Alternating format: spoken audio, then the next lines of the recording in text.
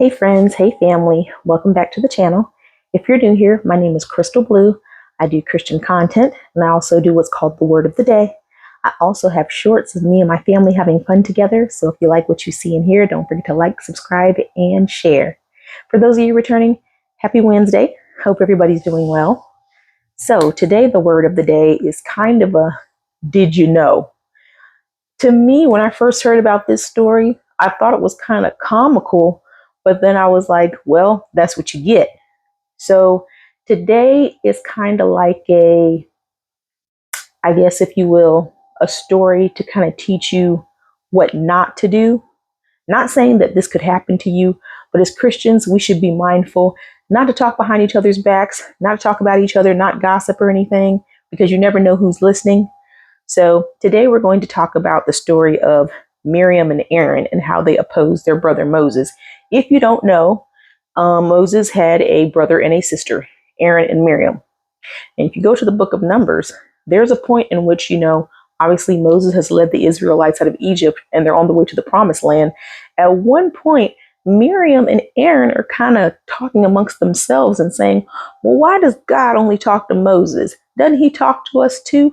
Well, why does Moses get all this special treatment? And they just kind of started going against Moses and saying all these things about him behind his back. And Moses wasn't aware of this, but God was aware of what they were saying. So we're going to read the story and I'm going to tell you what happens. So it's in the book of Numbers, chapter 12, starting at verse 1, and it goes from verse 1 through 16. It says, Miriam and Aaron began to talk against Moses because of the Cushite wife, for he had married a Cushite.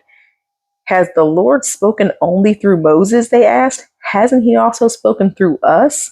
And the Lord heard this. Now Moses was a very humble man, more humble than anyone else on the face of the earth at that time. At once the Lord said to Moses, Aaron and Miriam, come out of the tent of meeting, all three of you. So the three of them went out. Then the Lord came in a pillar of cloud. He stood at the entrance to the tent and summoned Aaron and Miriam. When the two of them stepped forward, he said, listen to my words. When there is a prophet among you, I, the Lord, reveal myself to them in visions. I speak to them in dreams. But this is not true of my servant Moses. He is faithful in all my house. With him I speak face to face, clearly and not in riddles. He sees the form of the Lord. Why then were you not afraid to speak against my servant Moses? The anger of the Lord burned against them, and he left them. When the cloud lifted from above the tent, Miriam's skin was leprous. It became as white as snow. Aaron turned toward her and saw that she had a defiling skin disease. And he said to Moses, please, my Lord, I ask you not to hold this against us, that we have sinned. We have so full of the sin we have so foolishly committed.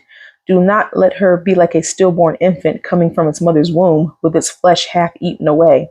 So Moses cried out to the Lord, please, God, heal her. The Lord replied to Moses, if her father had spit in her face, would she not have been in disgrace for 7 days? Confine her outside the camp for 7 days. After that, she can be brought back. So Miriam was confined outside the camp for 7 days, and the people did not move on until she was brought back. After that, the people of Hazeroth had encamped in the desert of Paran. So basically, that story is saying, don't sit there and argue about who God gives special gifts to, who God speaks through. Focus on yourself. Don't sit here and go against somebody else and say, well, how come they have that and how come we don't? You need to focus on what you got and don't worry about it. And don't speak badly about other people. That's the main thing. Not saying that God is going to strike you down with leprosy, but I'm saying I feel like this is a good outline, is to say, just don't talk about people, period. Because you never know who's listening. So keep your thoughts to yourself. Focus on what God can do for you. Don't worry about what he's doing for somebody else. And granted, this was their brother who had these special privileges with God, because Moses was able to see God face to face and not die. So that was a great thing. So Moses had these special privileges that nobody else had. And it seems like that maybe Aaron and Miriam might have been slightly jealous of that. But again, let's not talk about people behind their backs. Let's focus on what God is doing in our lives. He'll handle us and then handle whoever else.